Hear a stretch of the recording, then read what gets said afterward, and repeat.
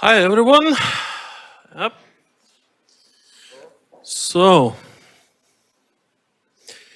yeah, welcome. Yeah, to the after the coffee break. So, let's jump into cybersecurity because today, you know, it was said about GDPR or privacy, something about technical security in the cloud, something about social engineering, and yeah, basically for as we are here, talking about companies, fintechs that also fall under regulation, which is getting stricter and stricter, and in the end, we are not even com- completely compliant with existing ones. Just if somebody could like put his hand on the heart and say, okay, I'm 100% compliant with something, most likely either he is not aware of some regulations or maybe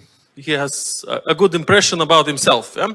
So my name is Miroslav Lucinskij. I'm general manager at Critical Security, and we do a lot of different stuff, but mostly we conduct penetration tests, vulnerability assessments, and as well, when everything fails, you call me for incident response. Yeah?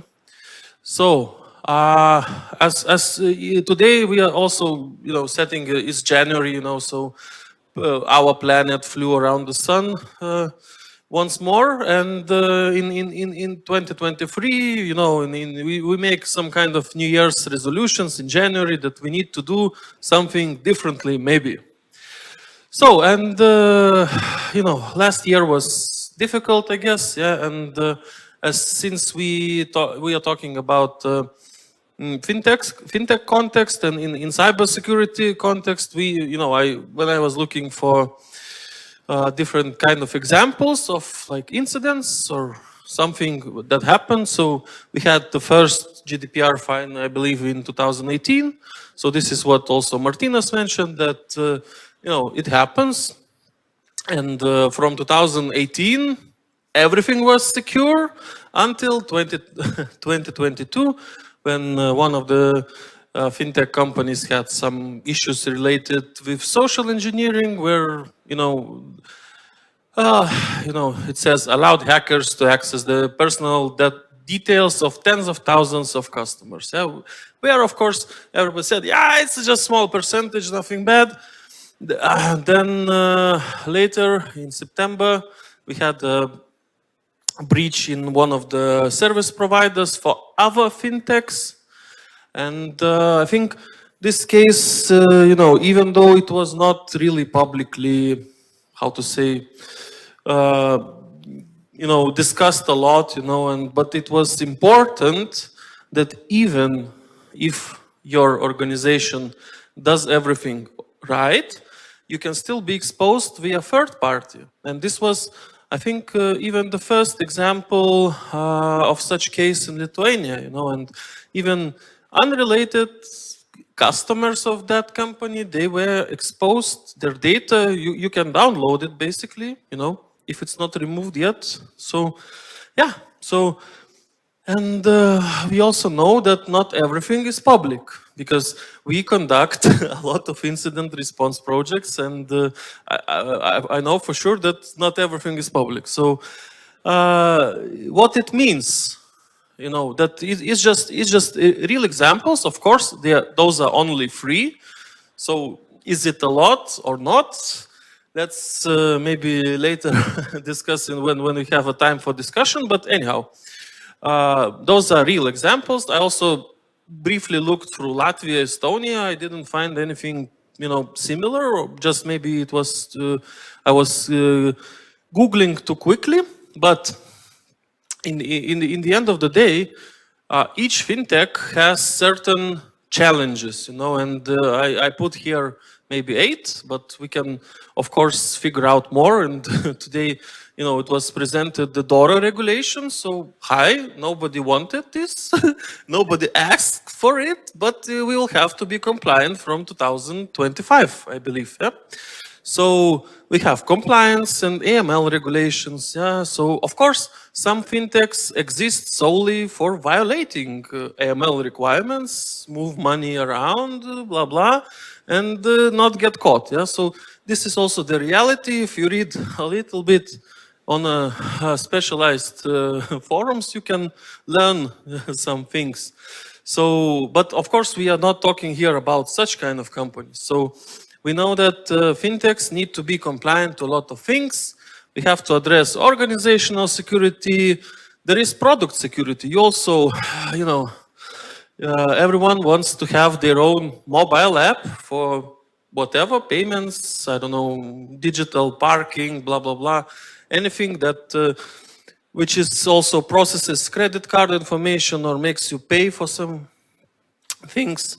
Then we also, as discussed, we have third-party risks that I guess each organization faces.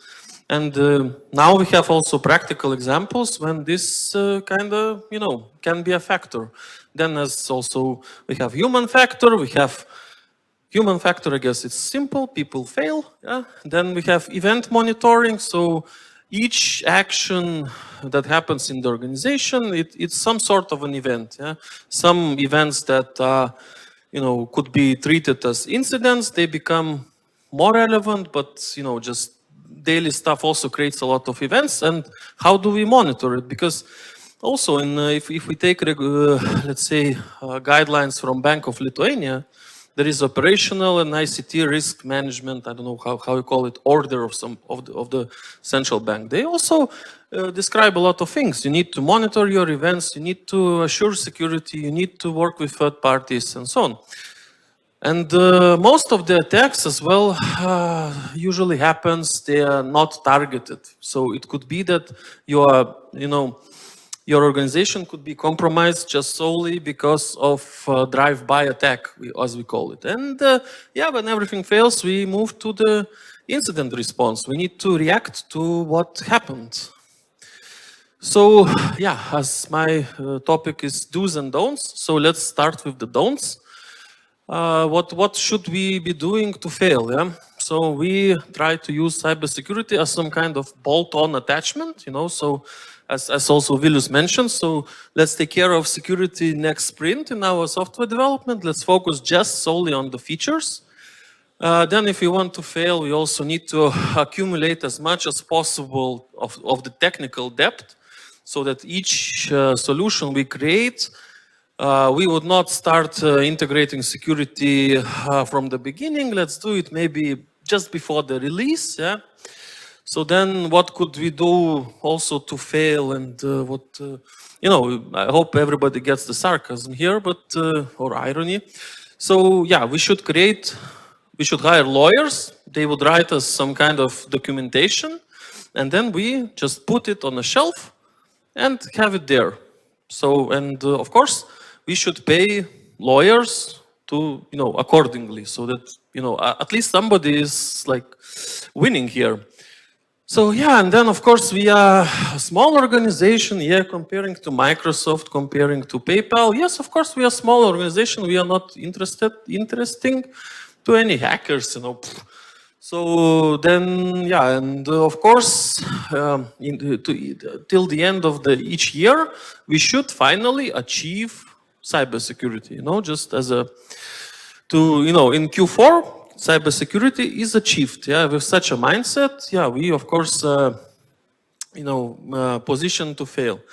And we should choose, security measures that are not verified in practice. Then we also have to use basically approach that we are so confident that we will be successful. So, and if something happens, our team, this IT guy, he will handle it, Then, when we go choose a core banking vendor, is your system secure?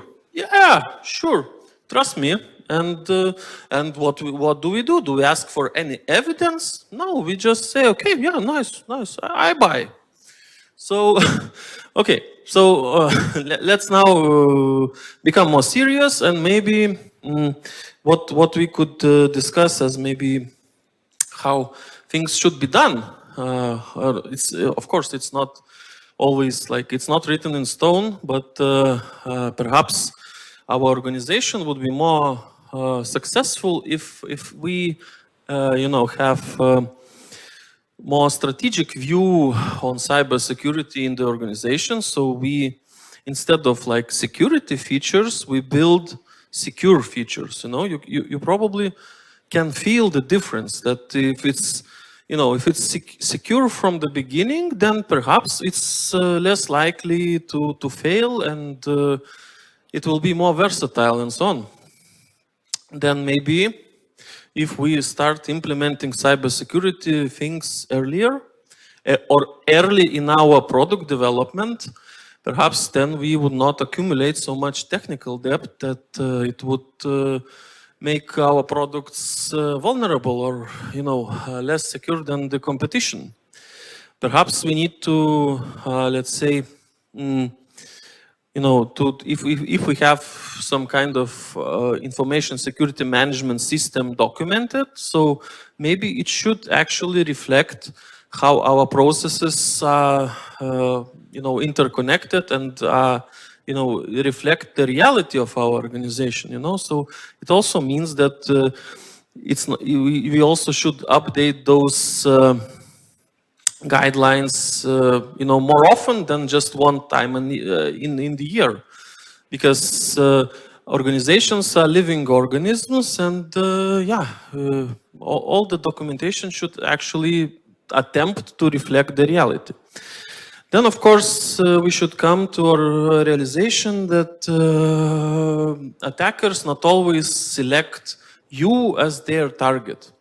Sometimes they can be scanning like the whole internet, or I don't know, the whole segment of internet, for example, particular country's IP address range, and they would just find, organization, some kind of actively exploited vulnerability, which happens to be in your organization. Then, when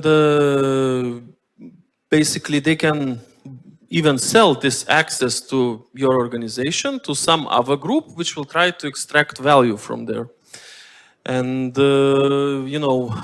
next thing is that we also, when it comes to security, we often think that we should select a good time to basically to implement those security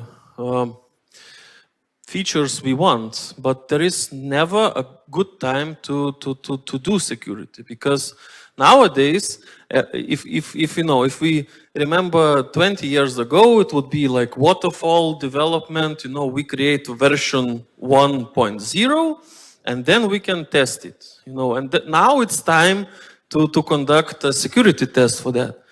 But nowadays, we say, okay, we have DevOps, we have cloud, we have continuous integration, and plenty of swear words.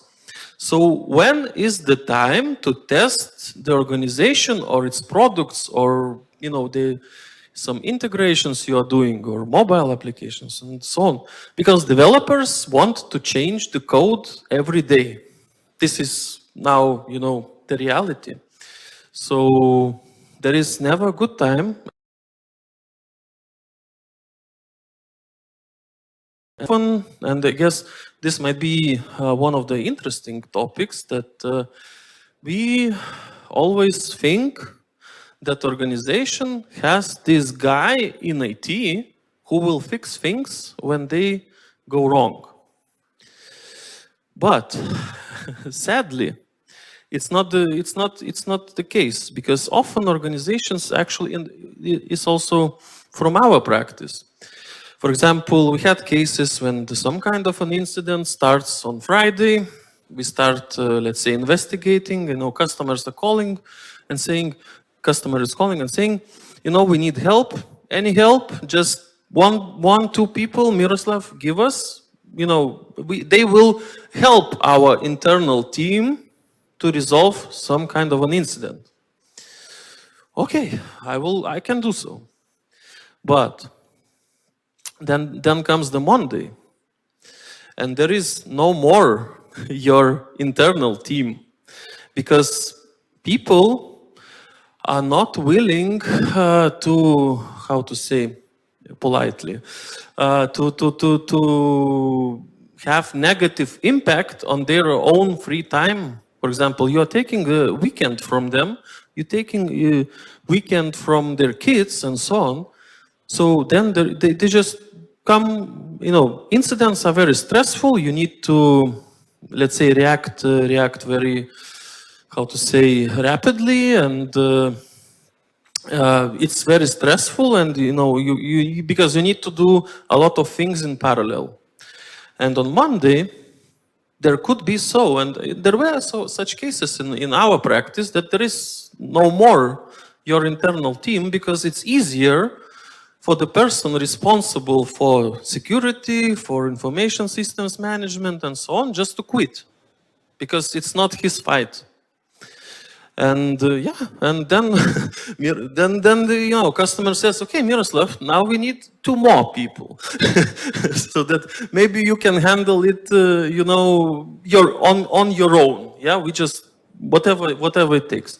Yeah, so often and for some reason also it's maybe part for the discussion that we in IT, for some reason many organizations are trying to rely on their internal capacity.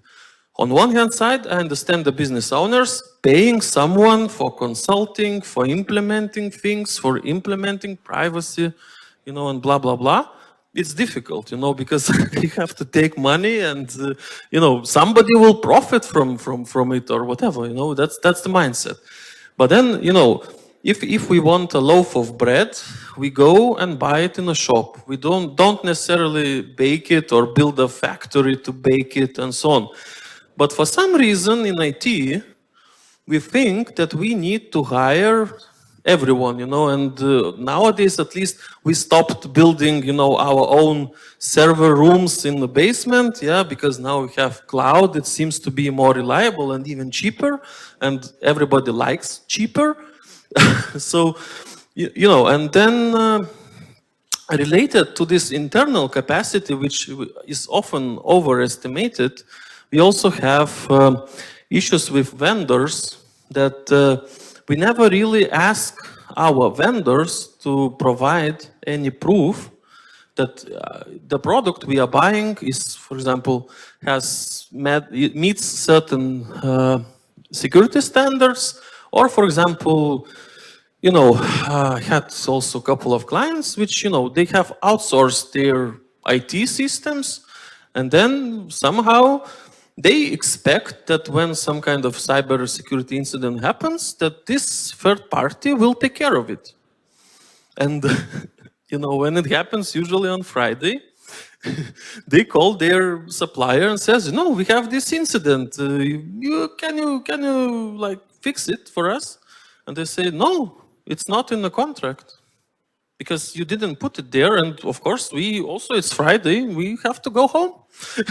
So then, and actually, and nobody thought about that if something happens, then there must be a plan for actions, before that something happens.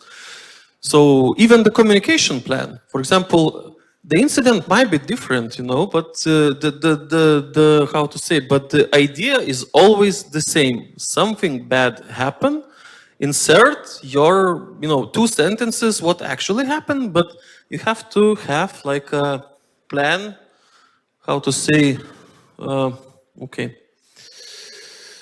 Now it stopped working, but anyhow, it was my last slide, so no problem. So I think now I just, because there was a last slide there, and there was some kind of conclusion, which I don't remember, but it should say something like, it's not very easy, and cybersecurity is difficult. It also combines regulations, data protections, people factor, like social factors, and so on.